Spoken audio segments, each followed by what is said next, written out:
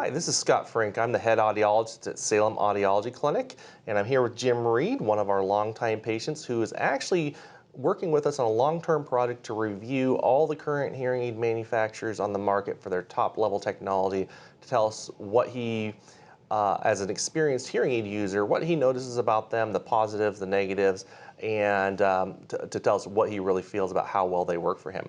So the first product we're having him review is the Phonak Marvel hearing aid, which he's worn for several weeks so far.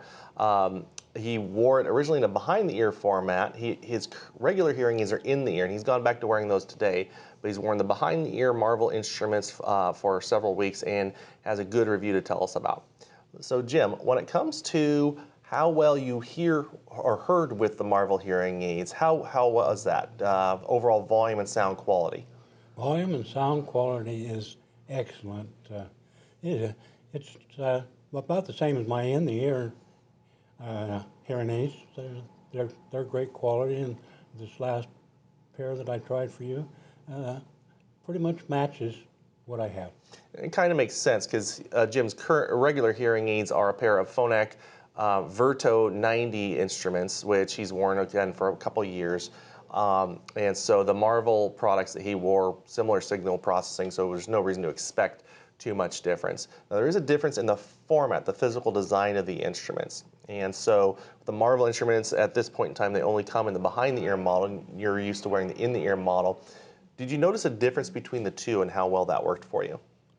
Well, in my case, one of my ears has been cropped, and with my glasses and over the ear, kind of crowded on that one ear. Okay, so if and when Marvel comes out in an in-the-ear format, it would probably be a better choice for you as an in-the-ear model rather than a behind-the-ear model? For me personally, yes. Yeah, for you specifically. Okay. All right. So when it comes to other features in the hearing aids, one of the main features that Marvel touts and does better than the other products was a feature called direct connectivity, where it works directly with Jim's cell phone to allow him to hear his phone calls through the hearing aids, and then also any other media signal such as TV or other sound from his cell phone if he had music downloaded or anything like that. And the main benefit that separates it from his previous product is the use of an accessory. His previous hearing aids required an accessory for him to wear in order to have those features. With the Marvel product, there's no accessory necessary. I've talked with Jim about this, and he found there are pluses and minuses to that. So I'm going to let him do the talking, since this is more about what he thinks than what I think. Well, the one behind the ear with having the app on the telephone is great to an extent. And now, personally, I don't like reaching up to touch up on my ear to touch my hearing aids, and consequently, I have to take my phone out. Whereas with my in the ear and having that neck loop, I just reach up and tap my neck loop, and I virtually get everything I want except for raising and lowering the volume independently. That I still have to go to my phone. Okay. But they have good aspects, and they have a few things which I'm at a loss without it. Okay.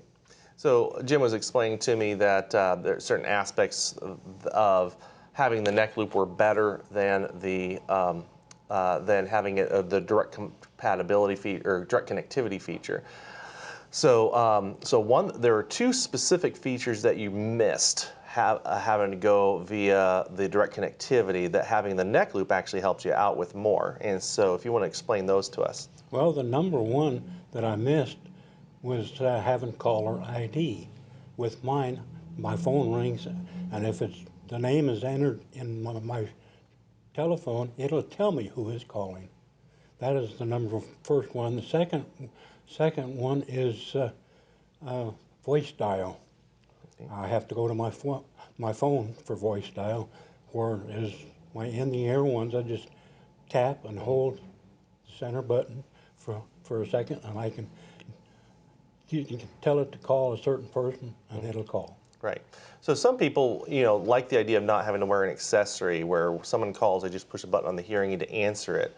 But you've pointed out some negative aspects to that, and that you are calling attention to your ear, and then likewise you don't have the voice dial feature or the caller ID feature. So it's really going to depend on each individual as to what's more important to them. Some people would prefer to not have to wear an accessory. Some people are willing to wear an accessory to get the other features like voice dial and caller ID. So was there any other positive features that you noticed in the Marvel product over your current hearing aids?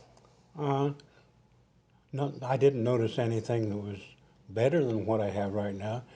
They do what they're meant to do, and they're excellent, and they're pretty much equal to what I have in the ear now. Okay. One thing that wasn't what you haven't brought up is that one feature that the Marvel product did have was the rechargeable battery feature. And so, what did you think of that? Well, I like that rechargeable battery feature. Now, if my in the ear had the rechargeable battery, I don't think you could do anything that would be any better than if mine had the rechargeable batteries.